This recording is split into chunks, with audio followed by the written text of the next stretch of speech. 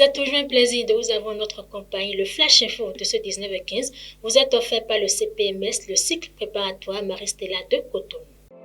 Savez-vous qu'à Cotonou, il existe une école de cycle préparatoire aux grandes écoles d'ingénieurs, le CPMS, le cycle préparatoire Sainte-Marie-Stella.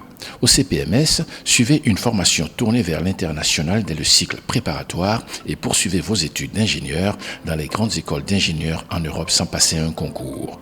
Biomédical et santé, robotique, électronique embarquée, intelligence artificielle, big data, cybersécurité, tels sont quelques domaines de professionnalisation en cycle ingénieur que vous propose le CPMS.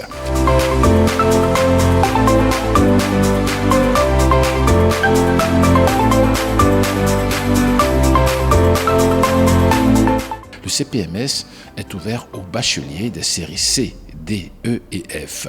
Contact 62 72 10 72. Rencontre de haut niveau entre les autorités béninoises en charge des transports et celles du Niger.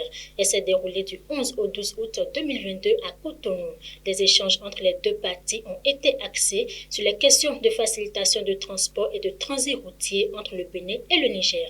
L'ouverture des travaux a été procédée par le ministre béninois des Infrastructures et des Transports, Hervé Romain, en présence de ses homologues nigériens des transports et du commerce. Le Bénin maintient son rang de premier producteur africain de coton et 10e au plan mondial. Grâce à sa production record de 728 000 tonnes de coton brut en 2021, le pays tient à distance ses concurrents qui sont le Mali et le Burkina Faso.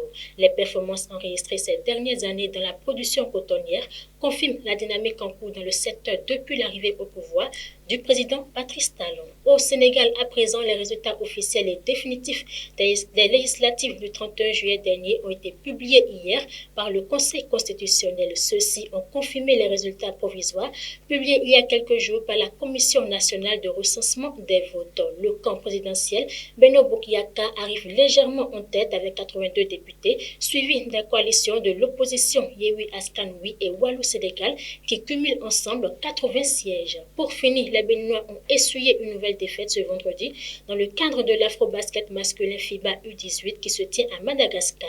C'est la 5e défaite du rang. Ils ont été battus par la Guinée 61-95 au Palais des Sports Mahamassina Antananarivo dans une rencontre comptant pour le match de classement de la 5e ou 8e place. Pour le classement final, le Bénin joue un autre match demain samedi contre l'Algérie ou le Sénégal. Mesdames et messieurs, c'est la fin de ce mini-format de l'actualité. Merci pour l'attention. Agréable week-end à chacun et à tous.